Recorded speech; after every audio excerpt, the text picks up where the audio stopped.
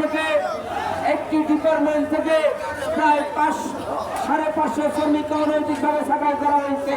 সেই শ্রমিকদের চাকরিতে যোগদান দেওয়ার দাবিতে এবং এই অযৌক্তিক বেআইনি ছাঁটাইয়ের প্রতিবাদে সমাজতান্ত্রিক শ্রমিক দলের আজকের এই বিক্ষোভ সমাবেশ। উক্ত বিক্ষোভ সমাবেশে সহযোগিতা করবেন সমাজতান্ত্রিক শ্রমিক দল পরিষদের সভাপতি কমরেড মল্লিক, এখানে উপস্থিত সমাজতান্ত্রিক শ্রমিক দল কেন্দ্রীয় কংগ্রেস সংগ্রামী সাধারণ সম্পাদক কমরেড আহসান হাবিব কুলকুল, উপস্থিত সমাজতান্ত্রিক শ্রমিক দল কেন্দ্রীয় কংগ্রেস সংগ্রামী উপদেষ্টা কমরেড মনীষা চক্রবর্তী।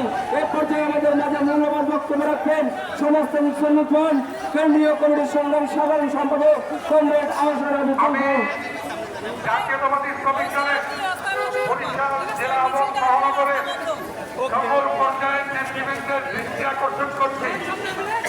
আজকের এই প্রোগ্রামটা হল শ্রমিক কর্মচারী ঐক্য পরিষদের প্রোগ্রাম। শ্রমিক কর্মচারী ঐক্য পরিষদের প্রোগ্রাম, এটা বাংলাদেশ জাতীয়তাবাদী শ্রমিক দলের প্রোগ্রাম নয়। আজকে শ্রমিকদের সকল বন্ধুরা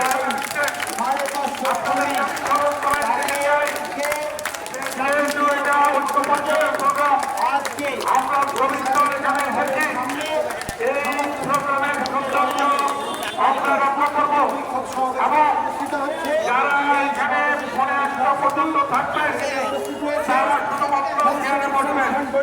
যারা চেয়ারে বসবেন তারা খেলতে যাবেন না, কারণ আপনি যদি চেয়ার থেকে উঠে যান তাহলে কিন্তু চেয়ারটা আবার করতে পারবে না। আমি অনুরোধ করবো আমার সহকর্মীদেরকে যারা অল্প সময় থাকবেন তারা কিন্তু চেয়ারে বসবেন না। আমি অনুরোধ করবো আর যারা দীর্ঘ সময় থাকবেন তারা চেয়ারে বসবেন। তার পিছনে আর সবার প্রতি আমার অনুরোধ, আজকের প্রোগ্রামটা হল শ্রমিক কর্মচারী ঐক্য পরিষদের প্রোগ্রাম। এই শ্রমিক কর্মচারী ঐক্য পরিষদের প্রোগ্রাম, এখানে অনেক জাতীয় নেতৃবৃন্দরা আসছেন। সেই জাতীয় নেতৃবৃন্দের সম্মানে আজকে সুশৃঙ্খল আমি যে আপনাদের নেতা এবং আমি যে আপনাদেরকে সব ব্যাপারে আপনাদেরকে অবগত করি এবং সেই ইউনিয়ন হোক এবং শ্রমিক আন্দোলন হোক আমরা একটা এটা আমরা অবশ্যই খেয়াল রাখবেন। আমি আপনাদের কাছে বিনীত অনুরোধ করতেছি।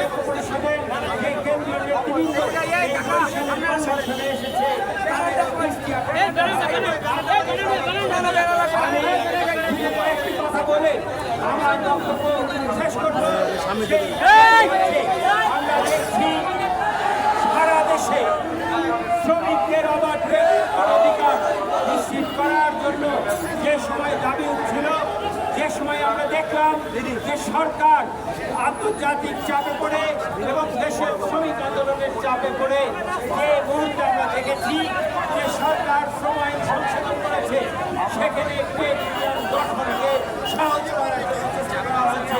কিন্তু আমরা দেখছি মালিকদের ষড়যন্ত্র থেমে নেই।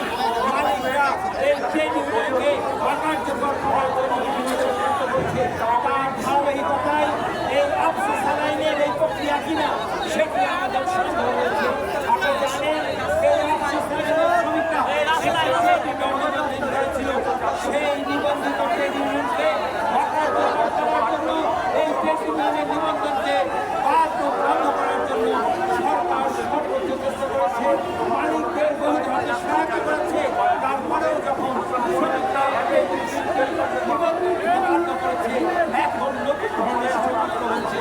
আমরা দেখেছি যে মালিকদের 26 ধারা নিয়েছে। শ্রম আইনের এই 26 ধারায় মালিকদের চাকরিচ্যুত করার যে ক্ষমতা দেওয়া হয়েছে, সেই ধারা প্রয়োগের জন্য আমরা দেখেছি শুনেছি যে কলকারখানা প্রতিষ্ঠান পরিদপ্তর তারা আজকে শ্রম আইন বাস্তবায়নের জন্য তারা আমাদের সাথে যোগাযোগ করছে। আমরা এই কথাটি বলতে চাই, এই অফসোস আইন কারখানাটি একদিনের একটি কারখানায় যেখানে শ্রম আইনে রয়েছে একজন শ্রমিক করলে 6 মাসের কিভাবে আজকে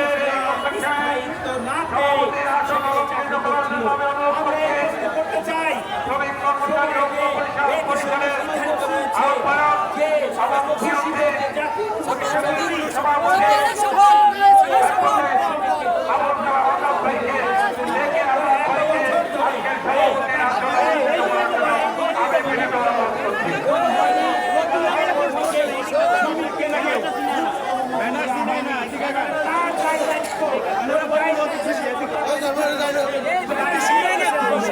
ভাই ব্যানার ছাড়েন, ব্যানার ছাড়েন, ব্যানার ছাড়েন ভাই, ব্যানারে দেখায় না। এদিকে আন, এদিকে আন। রহমান